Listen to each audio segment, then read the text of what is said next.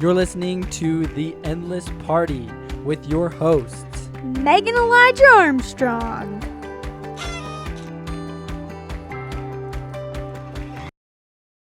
Hello, everybody, and welcome back to The Endless Party. We're so glad you are here with us. And so we're actually just going to jump right in. A little story. A little story. So there's this in India, in back far east, there's a bunch of villages that honestly believe that the shadow of a man or woman cast has an effect on their lives. So for example, when an outcast would come in or somebody they view as a sinner, their shadow would fall across their food. They would literally throw their food away. But these same people believed that the shadow of somebody like Gandhi or somebody of high prestige had an influence over them too. So they would maneuver themselves to literally fall in the shadow of these great men and women. And so that's what we're actually wanting to talk about today, is how each and every one of us actually casts a shadow for good or for evil. Something that, that story reminds me of is actually the woman we read of in the Bible who all she wanted to do was touch the robe of the Savior. Oh, yeah. I feel like it's kind of similar. Yeah, no, absolutely. No, like whereas, the people in India wanted to touch the shadow, I think that kind of helps explain the story where she believed so wholeheartedly in like the virtue and just the power of, the healing power of Christ, that she thought, oh, if I just touch his robe, I just touch his garment, something that's just associated with him, then I will be healed. And it was the woman who had the issue of blood. Mm-hmm. So anyways, that's what that No, absolutely. That's exactly what we're even talking about. And what's kind of cool is you can even look back to the great men and women throughout history and see the type of shadow that they cast. And of course, as Christians, the greatest shadow that was ever cast was Christ's, because you can look at the influence that he has had since the beginning of time, since his birth to his death, even before his birth. And so that's what we want to talk about, is how each and every one of us can really just shape and mold our lives to cast shadows that are meaningful, that are powerful, that have value to them. There was actually a story I'll share with you too, real quick. There was a woman that was just going off with hateful and cruel speech toward a well-known political figure. And all of a sudden she comes to a halt as another woman walked into the room. And she just kind of sat there for a minute, and then she looks at all of these friends that she was talking to about this politician or this political leader, and she goes, well, how can you say hateful things when Jane Addams is in the room? That's so beautiful. And what's pretty cool about that is that that's the effect that each of us can have on others. Jane Addams was such an influential person that this woman could not even speak ill in her presence. And so I guess the question is, how can we become those people? How can we become the type of people that when we enter a room, people immediately stop speaking ill, they stop having cruel thoughts, they stop, in a sense, just being cruel? Yeah, I kind of like to think of our shadows as like our influence. I think, physically it's easier to imagine a shadow, but like, in a more mental or I don't know, whatever way, spiritual way, it's kind of like our influence. What kind of influence do we cast on others? And are we that person? What's interesting too is we all know those people who step into a room and the room is somehow brighter. Mm-hmm. It physically feels brighter just because of their presence. And in contrast, we also know those people who step into a room and the room feels darker. Who the room brightens gloomier up as soon as they leave. Yes, it brightens. Yes. Yeah. No, I would agree with that. And I guess that's what we really want to strive to help each and every one of you, as well as ourselves, to have that influence for good wherever we go. And the way that we can become that is obviously by small and simple means and by small and simple things. So reading from the best books, just working on ourselves. But I think especially coming from a Christian background, we can turn to the Savior. And as we've already iterated and reiterated, the Savior has cast the greatest shadow, so much so that a woman knew that even if she just touched something associated with the Savior, she would be healed, because that's how much of an influence that he can have on each and every one of us. And what's astounding is that his shadow is so grand and so powerful that if we do turn to him, we too can be healed, just as the woman with the issue of blood. Just by believing in him and his influence. Yeah. I wanted to jump in and share a story, if that's okay. Yeah, absolutely. Okay, so every Sunday growing up, we had like this family routine. So we would go to church as kids, and then we would come home, and my parents would take a nap, or really what would happen is it was their time to just hang out or whatever. And so all of us kids would go into the basement or the family room, and we had a specific set of like these uplifting films that we could watch. You know, my parents had like designated, hey, these are good films for you to watch on Sunday. That was just kind of my family's routine. Yeah. Like, that's just like something we did. Anyways, so one of these movies was the story of Florence Nightingale. Ooh. And I remember so I don't know why. I'm the oldest, and then my second sister, she was always in charge of putting the tapes in the DVD player. And so there are a lot of stories about like men, really influential men, but of course like me and my sister really got into this story of this girl. I think just because we were girls, and No, it it made the movie more girly. Yeah. I don't really know. Anyway, so for a while there, my sister put in this tape every week. So we listened and watched the story of Florence Nightingale every week, and it was like animated and super cool. Anyways, so growing up, I remember my mom crying at a certain part of this movie, and I'll get to it. So anyways, Florence Nightingale, so she was actually kind of cool because she kind of grew up in nobility.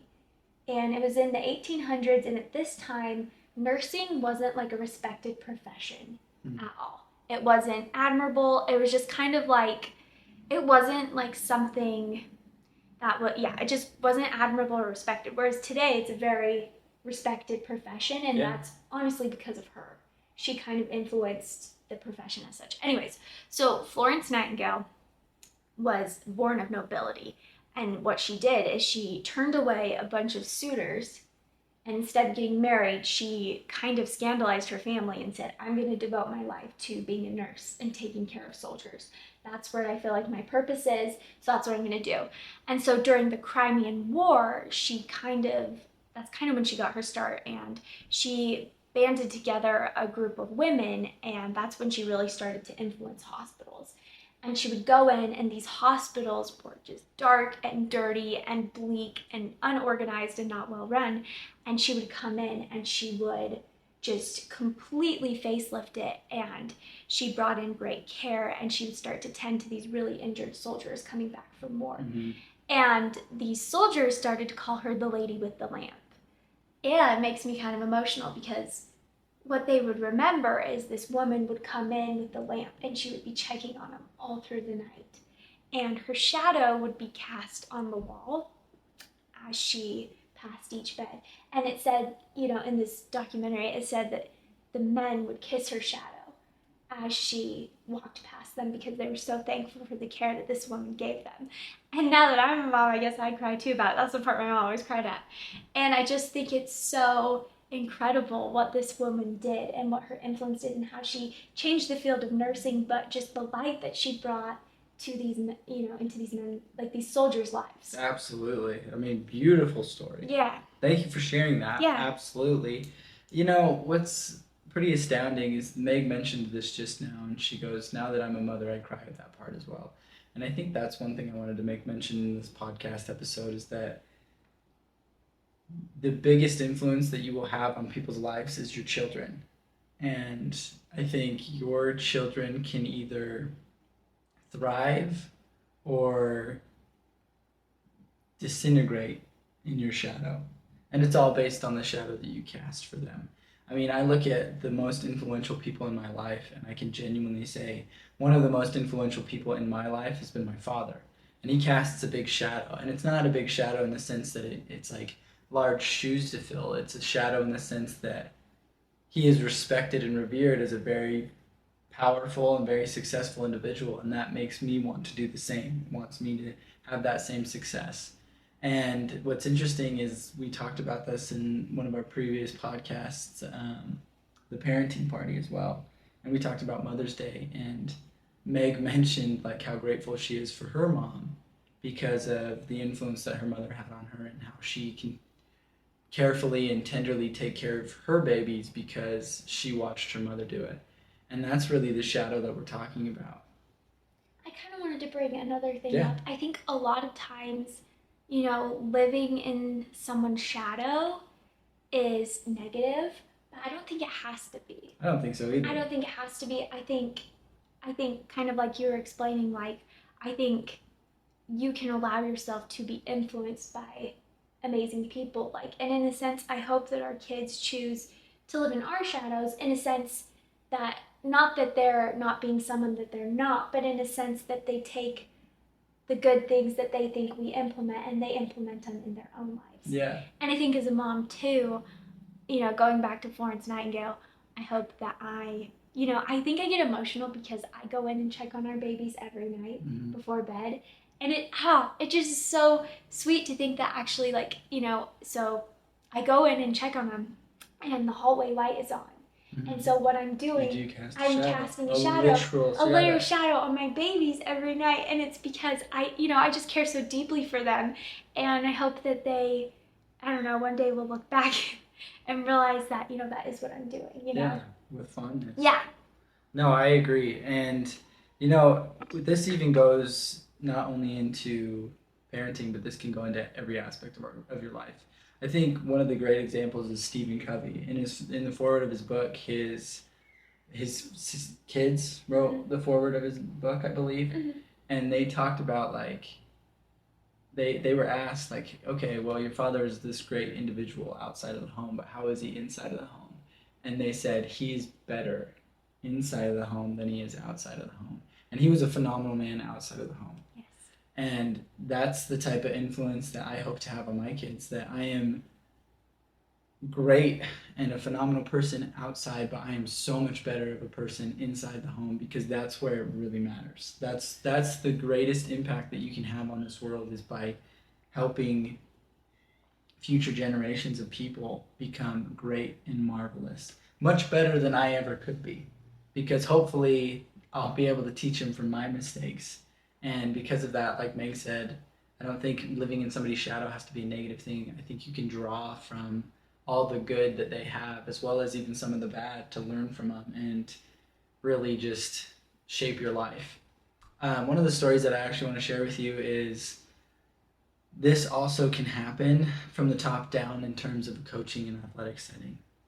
And so I first attended Boise State University, is where I signed with right out of high school, and my freshman year was okay there. I did really well and didn't have too much grief or problems.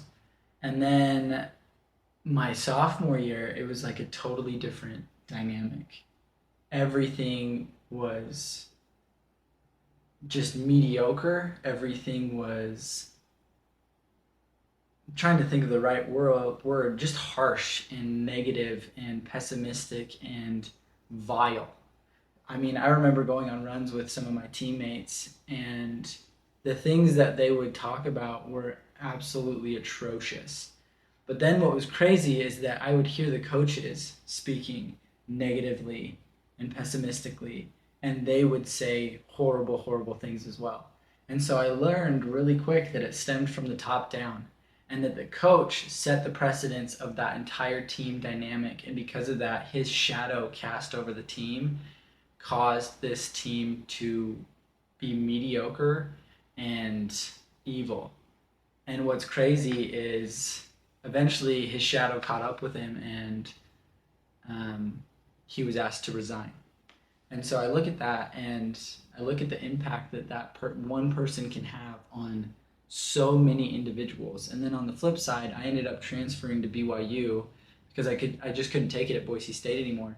And the opposite occurred at that university, and the coach there was a class act. He demanded your best, and he gave his best every single day. And because of that, the team thrived, not only in athletics, but outside of athletics as well. They were just class acts. I can't think of a single teammate that I had that was not trustworthy, that was not loyal, that was not faithful, that didn't have your back in any situation. And so that's what I hope can be the case for each and every one of us, is that we cast the shadows for good, and wherever we go, individuals feel blessed from just being around us. Yes, kind of going along with stories about athletes. Two of my favorite athletes ever are Sydney McLaughlin and Allison Felix. Yep. And I think they cast such beautiful shadows. And I'll start with Sydney McLaughlin first. So I actually watched this about her the other day, and I was just so inspired by it. So She's cool. she actually kind of explained that she lived in this, I think she actually said shadow, but she said this like shadow of kind of fear and anxiety, and that, you know, in this during the start of her career, you know, she was really influenced by the negativity, you know, by people, what people said and did. And, you know, as like an athlete, like, I don't know to the extent, I never made it all the way like her, but like, you know, racing, there are some nerves, and Of course. stepping on the line, you know, is a nerve-wracking experience, and there's definitely like some anxiety, associated with it because of performance. Anyways, but what so in high school and the beginning of her collegiate and pro career, she kind of felt like this. And then she explained that during the summer of COVID, like 2020, what happened is she reached out to God and she found Him. Mm-hmm. And in doing so, that changed everything in her career. And now she's like this huge spokeswoman of how she dealt with this, you know, weakness and turned it into a strength. And now she says, you know, win or lose, I can step up to the line and know that like I'm greater than gold, that there's something out there that's greater than gold. Mm-hmm. And I just think cool. I think that's so cool that that's what she's using her influence to do. She's trying to help other people find Christ. Mm-hmm. And I'm like, that's super cool. I think another story too is Allison Felix, and I think I just respect her a lot too, because she kind of changed women's athletics in a sense that she had a baby, and I believe that Nike wasn't going to support her and like help her with her contract, right? If she had her baby. It was basically like Nike came to her and said, we'll support you in anything, and then all of a sudden she became a mother, and they're like, accept that. Right? And I'm like, that's so lame. Yeah. Especially It's because, ridiculous. you know. They quickly backpedaled after she went back to the Olympics and won another gold medal. Right? I'm like, but that's so cool. But she stood firm in, you know, being a mom. What mattered truly to her. Yes. I think this is so cool because not only are these women like incredible athletes, they're also just incredible people, and they've influenced so many for good. And I just respect it so much. No, I think that's what's so cool about these type of individuals is they aren't only casting a shadow in the athletic world, they cast a shadow in life. You know, Sydney McLaughlin, this her saying like, I'm greater than gold. Perfect example that like you aren't your sport. You are more than your sport. And we've actually talked about that previously when our careers ended and we were like, what are we gonna do? And then we quickly found out like, no, I'm more than just a distance runner or a mid-distance runner. And I think that's what's so astounding about this. I even think back to some of my friends in like high school. I had one friend in particular when we went to the Foot Locker Cross Country National Championship. It was my junior year. He was a senior. And this type of person was the type of person that brightens a room wherever he goes. He makes you feel like $1 million. I love this story. He's just a phenomenal individual. And after the race, we're in the Hotel del Coronado, famous hotel down in San Diego, and they take the top 40 boys in the nation and the top 40 girls, and then they leave you unsupervised after the race, which is just a recipe for disaster, if you ask me. But it caused a lot of fun. So I will say this: we were all out on the beach, and we're just having the time of our lives. And my friend was just being the entertainment for the evening, as he always was. And what happened was, I think about 5 or 6 of the guys came walking over, and they were all smoking cigars. And we just were competing in the they're runners. I'm like, cross-country national championship, which is the most ironic thing. This is like your lungs, man.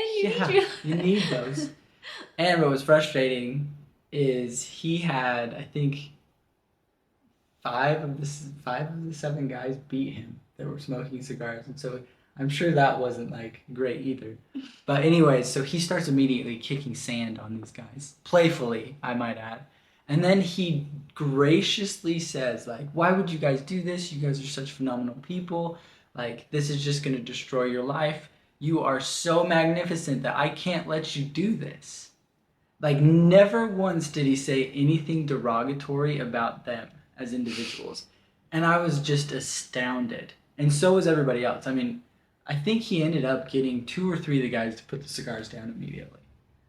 Now, he didn't get all of them, which is unfortunate. But he got a few of them. And because of that, because of his influence, right? All he had to say was like, oh my gosh, guys, like, what are you doing? You're incredible people. You're better than this. And then they're like, you know what? You're right.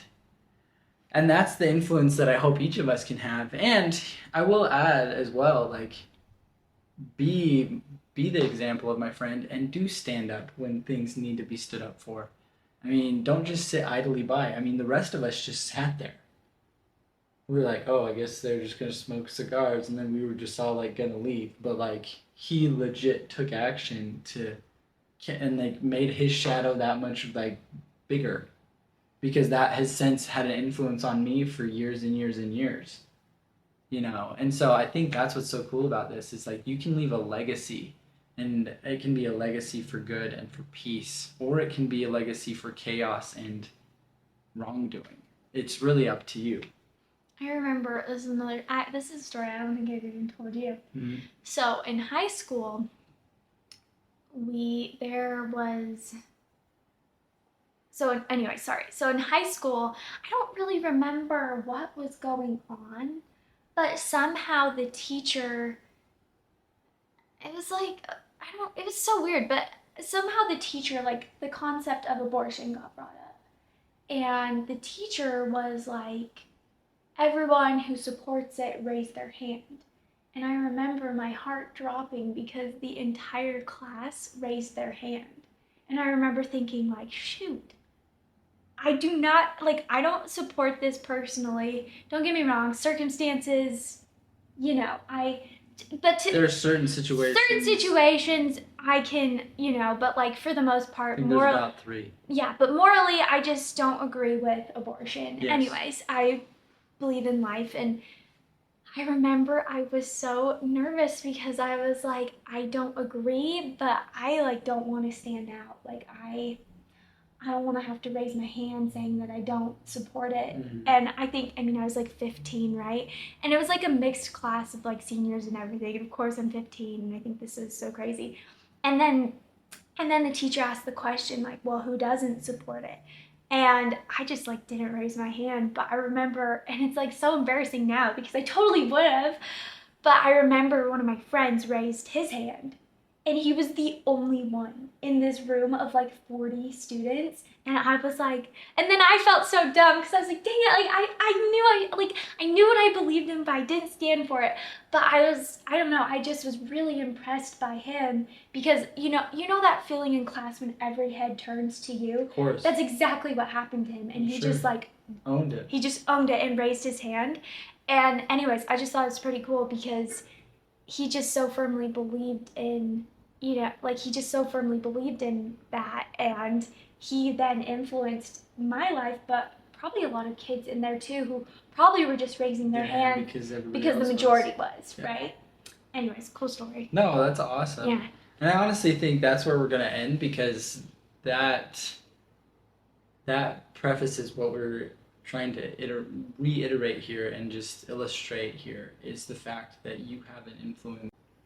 Sorry about that. We had a bit of a technical difficulty. Yes, we did. So where I'm going to end is the fact that you have an influence for good or bad on wherever you go with whoever you interact with. Yes, so make sure that your shadows are full of rainbows and sparkles and sunshine and fireworks and flowers and all the good things, and not full of dark and clouds and poopy poop and all the bad. Yep. Yeah. So until next time, do that. Yeah. Please subscribe. Please do all the good things. Meg will tell you in the outro as Yes, I will. usual. So, until next time, thank you so much, everybody. Peace. TheEndlessParty.com for more of our content.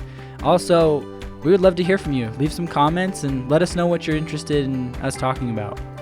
Seriously, like, subscribe, leave a 5-star rating, whatever it is the platform says to do, so that we can keep partying together.